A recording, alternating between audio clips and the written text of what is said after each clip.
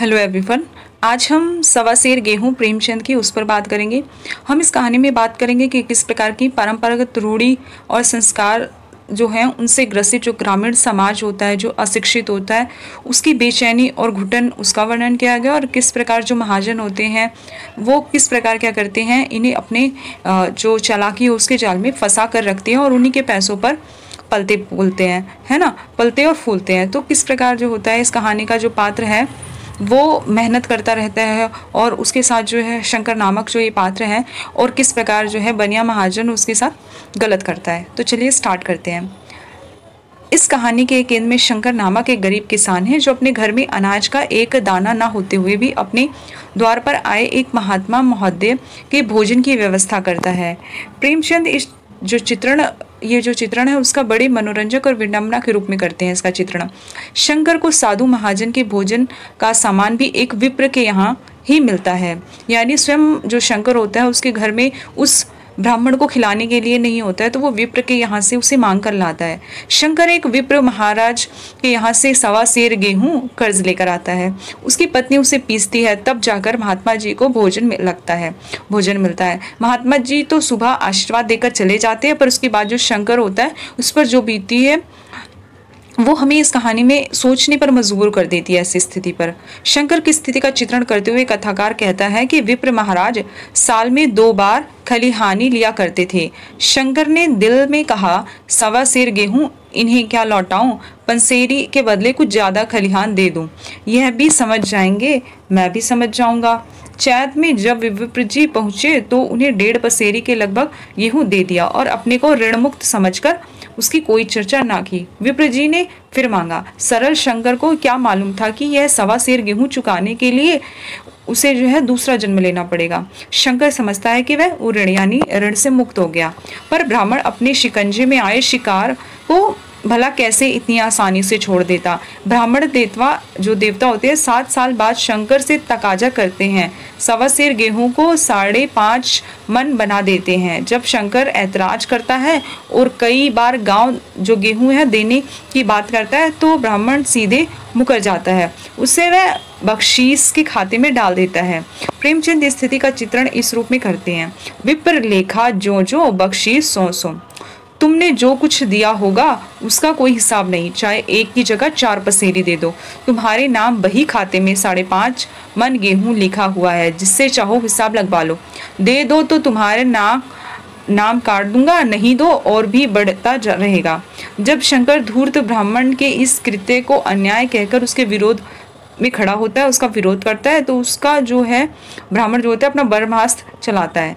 यहाँ ना दोगे भगवान के घर दोगे। शंकर कांप उठता है, उसे लगता है कि एक तो ऋण वह भी ब्राह्मण का बही के नाम पर रह गया तो सीधे नरक में जाऊंगा। पूर्वजों का बनाया हथकंडा उस ब्राह्मण का काम आ जाता है, वो उसे धर्म के नाम पर डराता है। विप्र महाराज द्वारा 5.5 मन गेहूं को 60 रुपए में तब्दील कर शंकर से उसकी भरपाई करने को कहा जाता है। जो प्रेमचंद के शब्दों में हिसाब लगाया तो गेहूं का दाम 60 रुपए हुआ। 60 रुपए का दस्तावेज लिखा गया, 3 रुपए सैकड़ा सूद। साल भर में ना देने पर सूद का दर 3.5 रुपया सैकड़े, 12 आने का स्टम्प, 1 रुपया दस्तावेज की तहरीर। शंकर को ऊपर से देना पड़ा, है ना। शंकर भी कम हटीना था, उस पर भी ऋण चुकाने का धुन सवार हो जाता है। वह दिन रात कड़ी मेहनत कर किसी तरह 60 रुपए जमा कर लेता है। उस रुपए को लेकर विप्र महाराज के पास जाता है। विप्र को अपना शिकार छूटता नजर आता है। जब उसे पता चलता है उसमें अभी 15 रुपए कम है तो वह शंकर को ऋण करने से मना कर देता है। शंकर 2-3 महीनों की मोहलत मांगता है, पर विप्र साफ इनकार कर देता है। शंकर गांव वालों से 15 रुपए उधार मांगने निकल पड़ता है, पर पंडित जी के भय से कोई भी उसे उधार नहीं देता है। शंकर यहाँ पराजित सा महसूस करने लगता है, उसमें एक परस्ती सी आने लगती है। कहानीकार स्थिति का चित्रण करते हुए कहता है कि क्रिया के पश्चात प्रतिक्रिया नैसर्गिक नियम है। संसार साल भर तक तपस्या करने पर भी उस ऋण से मुक्त होने में सफल ना हो जो शंकर है वो पूरे साल मेहनत करता है, उसके बाद भी उसके ऋण से मुक्त नहीं हो पाता, तो उसका जो उसका संयम निराशा के रूप में, यानी उसका संयम, उसका धैर्य टूटने लगता है और निराश हो जाता है वो। उसने समझ लिया कि जब इतना कष्ट सहने पर भी साल भर में 60 रुपए से अधिक ना जमा कर सका, तो अब कौन सा उपाय हो उसके द्वारा उसे दुगने रुपए जमा हो।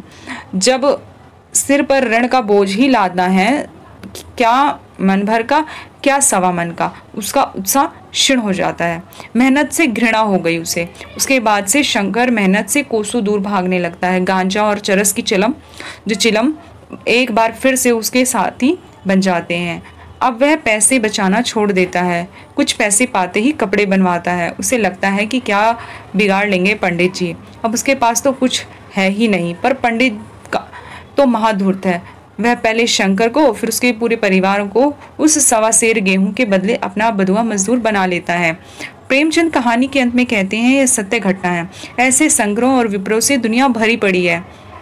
कुल मिलाकर हम कह सकते हैं कि इस कहानी में प्रेमचंद ने न केवल ब्राह्मणों की साजिश का पर्दाफाश किया, बल्कि पूरी औपनिवेशिक व्यवस्था की पोल पट्टी हमारे सामने खोलकर रख दी है। तो सिंपली शब्दों में कहा जाए तो इसमें शंकर होता है और विप्र होता है। तो विप्र से शंकर क्या है कि सब गेहूं लेता है और कुछ टाइम बाद जो होता है विप्र उसका दाम, उसमें सूद ब्याज इंटरेस्ट आदि जोड़कर उसको इतना ज़्यादा बना देता है कि जो शंकर होता है उसके कर्ज के तले दब जाता है। वो पहले बहुत ज़्यादा कोशिश करता है, मतलब दिन रात सब एक कर देता है, पूरा साल मेहनत करता है, उसका ऋण चुकाने का प्रयास करता है। हालांकि उसने उसका ऋण पहले चुका दिया था, लेकिन जो विप्र है वो करप्ट होता है, वो उसके साथ गलत करता है, वो झूठ बोलता है। ब्राह्मण होकर भी वो झूठ बोलता है और उसको कहता है कि वो सब मुझे नहीं पता, और उस पर ज़बरदस्ती धर्म के नाम पर उसको डराता है। और उसके बाद शंकर जो होते हैं, क्योंकि ब्राह्मण उसे डराता है तो वो डर जाता है और वो बेचारा दिन रात करके मेहनत उसका पैसा चुकाने की कोशिश करता है। उसमें सिर्फ 15 रुपए कम होते हैं 60 रुपए में। उसकी वजह से क्या बोलते हैं, वो बहुत ज़्यादा परेशान हो जाता है, बहुत ज़्यादा निराश हो जाता है। जब बोलते हैं इतने साल मेहनत करके मैंने, क्या बोलते हैं, पूरे पैसे नहीं जमा हो पाए, तो अगले साल फिर उससे दुगना कैसे जमा होगा। और उसको ना वो इतना ज़्यादा हार जाता है कि उसे घृणा होने लगती है मेहनत करने से। फिर उसके बाद वो पूरी तरह क्या बोलते हैं, काम ही छोड़ देता है, मेहनत करना ही छोड़ देता है। कहता है कि क्या ही बिगाड़ लेंगे, मतलब किसी कहा जाता है ना कि किसी को इतना मत डराओ कि डर क्या चीज़ होती है वो वही भूल जाए। तो बिल्कुल उसके साथ भी, शंकर के साथ भी बिल्कुल यही होता है। और ब्राह्मण उसके बाद भी उसका पीछा नहीं छोड़ता है और उसी सवा सेर गेहूं के चक्कर में उसके जो आने वाली पीढ़ी होती है उससे भी वो बंधुआ मजदूरी करवाता है। जी, मतलब फ्री की मेहनत करवाता है सबसे। इतना बदतमीज़, इतना निर्दयी होता है ये विप्र। तो ये कहानी ऐसी है, और सिर्फ ये एक शंकर और विप्र की कहानी नहीं है। दुनिया ऐसे उस समय में ऐसे लोगों से भरी पड़ी थी और यही इस कहानी में हमें देखने को मिलता है। इसी के साथ थैंक यू सो मच, और चैनल को सब्सक्राइब करें, वीडियो को लाइक करें। Thank you.